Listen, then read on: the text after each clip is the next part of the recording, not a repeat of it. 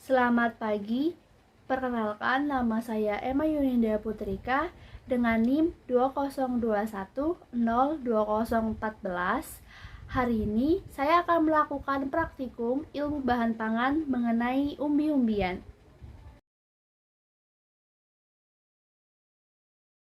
Yang pertama ada kentang. Kentang berbentuk bulat dan lonjong, kulitnya berwarna coklat dan dagingnya berwarna kuning. Untuk ukuran, memiliki diameter dan panjang yang sama, yaitu 6,5 cm dengan berat 226 gram.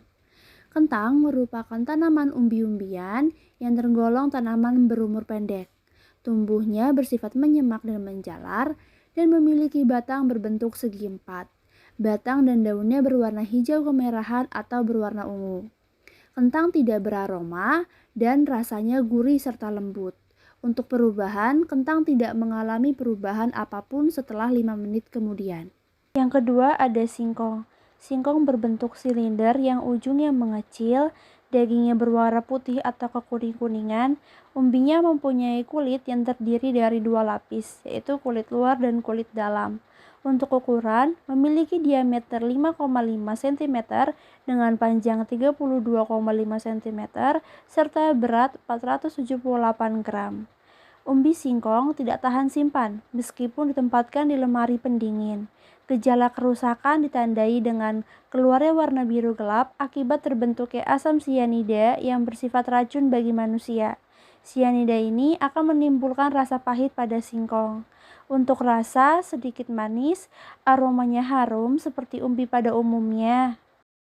Pada singkong mengalami perubahan warna, yaitu agak kecoklatan. Berikutnya ada ubi jalar ungu. Ubi jalar ungu berbentuk lonjong beraturan dan teksturnya tergolong keras, serta dagingnya berwarna keunguan dan ada yang berwarna ungu pekat. Untuk ukuran, memiliki diameter 6 cm dan panjang 9 cm serta berat 229 gram. Dibandingkan jenis ubi jalar lain, ubi jalar ungu memiliki keunggulan, yaitu sebagai antioksidan yang sangat berguna bagi tubuh dan pigmen antosianin yang lebih tinggi.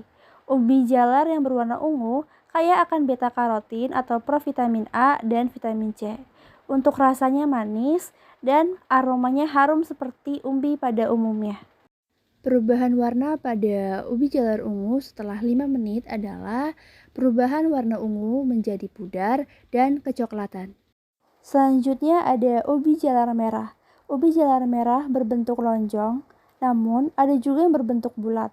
Daging umbi lebih keras, permukaan kulit cenderung tidak rata, dan berwarna merah di bagian tengah dan putih di bagian dekat kulit. Untuk ukuran, memiliki diameter 5,2 cm dengan panjang 15,5 cm dan berat 324 gram. Ubi yang berwarna kuning, orange, sampai merah banyak mengandung karotenoid yang merupakan prekursor bagi vitamin A. Ubi jalar ini mengandung protein kadar rendah, tetapi kualitas protein yang cukup baik.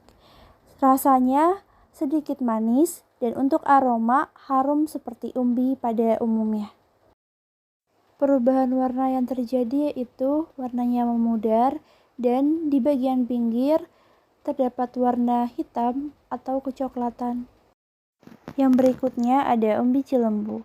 Umbi cilembu berbentuk panjang dan kulitnya tak mulus karena ada urat-urat panjang yang menonjol. Warna daging ubi berwarna krem kemerahan di waktu mentah dan berwarna kuning bila dimasak. Untuk ukuran, memiliki diameter 5 cm dan panjang 16,5 cm serta berat 237 gram. Ubi jalar ini terkenal karena bersifat khas, yaitu memiliki rasa manis dan mengeluarkan cairan yang mengandung gula. Bila umbi pada umumnya juga manis, rasa manis pada umbi cilembu ini lebih manis dan lengket dengan gula madu. Untuk aroma, harum. Perubahan warna yang terjadi yaitu mengalami perubahan menjadi kecoklatan. Berikutnya ada talas. Talas berbentuk silinder atau lonjong sampai agak bulat, bertekstur kasar, dan terdapat berkas-berkas pertumbuhan akar. Merupakan tanaman umbi-umbian yang dapat mengeluarkan getah berwarna putih seperti susu. Juga merupakan tumbuhan asli daerah tropis yang bersifat perennial herbaceous, yaitu tanaman yang dapat tumbuh bertahun-tahun dan banyak mengandung air. Untuk ukuran, memiliki diameter 6 cm dengan panjang 22 cm dan berat 441 gram. Dan untuk rasa, yang membuat talas berbeda dari ubi jalar lainnya adalah kebanyakan varietas talas manis dan memiliki sedikit rasa vanila. Aromanya harum. Pada talas mengalami perubahan warna menjadi kecoklatan. Berikutnya, saya akan menjelaskan mengapa perubahan warna dapat terjadi. Warna merupakan salah satu parameter penting dalam menentukan mutu bahan pangan. Hal ini dikarenakan warna berkaitan erat dengan karakteristik fisik lainnya, sifat kimia, dan indikator sensorik dari suatu bahan pangan. Proses perubahan warna bahan kecoklatan menjadi berwarna kecoklatan disebut sebagai browning process.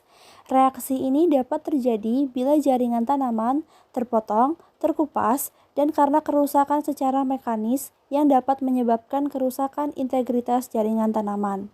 Proses pencoklatan yang disebabkan karena bertemunya gula reduksi dan asam amino, yaitu penyusun protein, pada suhu tinggi dan waktu yang lama. Perubahan warna ini tidak hanya mengurangi kualitas visual, tetapi juga menghasilkan perubahan rasa serta hilangnya nutrisi.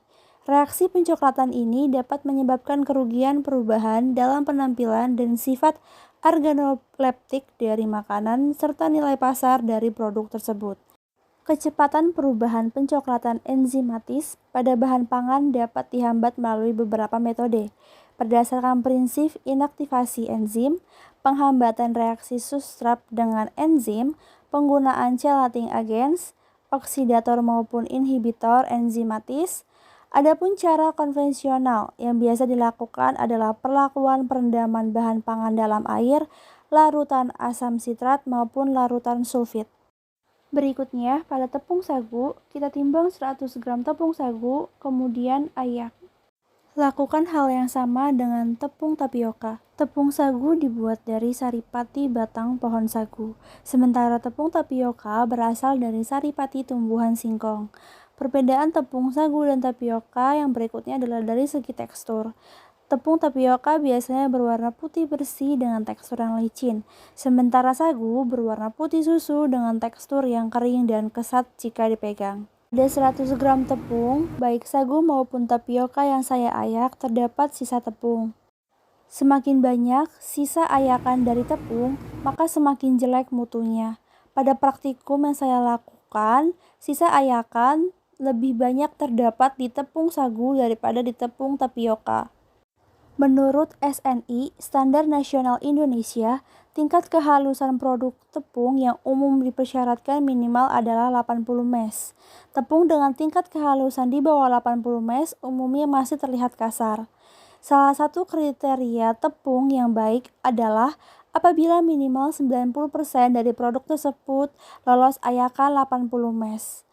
Sebagai perbandingan, tingkat kehalusan tepung terigu yang diperkenankan oleh SNI adalah minimal 95% harus lolos ayakan 80 mes. Berikutnya pada tepung, baik tepung sagu maupun tapioka, keduanya terlarut sempurna. Untuk tepung sagu terlarut sempurna dengan waktu 10,78 detik dan untuk tepung tapioka terlarut sempurna dengan 11,93 detik. Pada praktikum yang saya lakukan, tepung tapioka lebih lama terlarut daripada tepung sagu. Hal ini disebabkan karena karakteristik dari tepung tapioka yang tidak larut dalam air yang bersuhu normal. Hal ini dapat kita lihat jika kita mencampur air dengan tepung tapioka, diaduk, maka dalam waktu tidak lama akan terjadi pemisahan, di mana lapisan atas adalah air dan lapisan bawah adalah tepung tapioka. Sekian praktikum laporan dari saya, kurang lebih yang mohon maaf. Terima kasih.